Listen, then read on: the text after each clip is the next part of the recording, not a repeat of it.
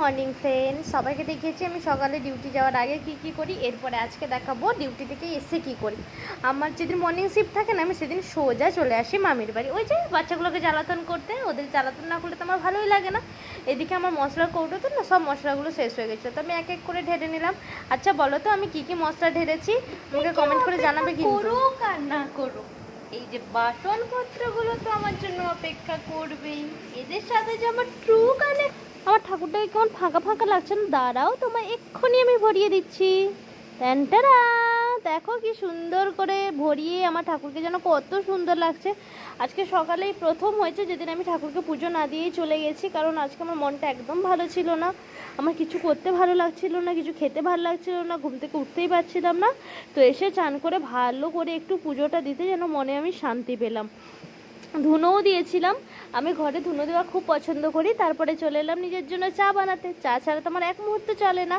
আর চায়ের সাথে টাটাতে কি খাবো ভেবেই আমি না একটু ওই চিড়ে ভাজা বসিয়ে দিয়েছিলাম। আর কে চিড়ে ভাজা খাও? আগে না যখন আমি বাড়িতে থাকতাম, আমার ঠাম্মার আমি এরকম চিড়ে ভাজা নিয়ে বসতাম আর ঘন্টার পর ঘন্টা টিভি দেখতাম আর গল্প করতাম। দাঁড়ো চাটা হয়ে গেছে, চাটা ছেঁকে নিয়ে একটু এদিকে চাও ছাকা হয়ে গেল, ওদিকে মনে হচ্ছে চিড়ে ভাজাটাও কমপ্লিট। তো দুটো নিয়ে বসে যাবো। ঠাকুমাকে আজকে খুব মিস করছি। তারপরে একটু ওই পড়াশোনা করে এদিক ওদিক ঘুরে কি আর করবো, রাতের খাবারটুকুও তো বানাতে হবে। রাতের খাবারে বানিয়েছিলাম রুটি আর ওই বেগুন টমেটো ডিম দিয়ে সব কিছু দিয়ে একটা সবজি। আমি নিজেও জানি না এটার নাম কি দেওয়া যায়, এটা সম্পূর্ণ আমার নিজের মনের ভেতর থেকে আনা একটা রেসিপি। ঠিক আছে, রেসিপি বলা যায় না, যাই হোক একটা গজঘণ্ট করে ফেলেছি। ভালোই হয়েছিল। তবে এই যেদিকে আমি রুটি করছি ওদিকে তরকারি বসিয়েছি। ওই একা মানুষের আর কতটুকু আর লাগে বলো, দুটো রুটি করলেই হয়ে যায়। তো আমি তাড়াতাড়ি করে রুটিগুলো করে নিয়েছি আর ওদিকে তরকারিটা বসিয়ে দিয়েছি। 10 মিনিটের মধ্যে আমার হয়ে যায় রান্না বান্না। দেখেছো? আর তোমরা বলো আমি নাকি এটা পারি না ওটা পারি না। এটা যদি আমার মা দেখতো তাহলে অজ্ঞান হয়ে যেত যে আমি রুটিগুলোকে এত সুন্দর করে ফোলাচ্ছি। মা তুমি যদি দেখে থাকো আমাকে অবশ্যই কমেন্ট করবে বা ফোন করে বলবে, ঠিক আছে?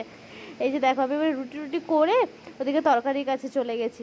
আর কি ঠাকুমা তোমাকে খুব মিস করছি গো, তুমি থাকলে আমাকে এত কষ্ট করতে হতো না। এই যে ওই মানে চাটনি টাইপের বানিয়েছিলাম, সাথে আম ছিল, একটা লাড্ডু নিয়ে নিয়েছিলাম।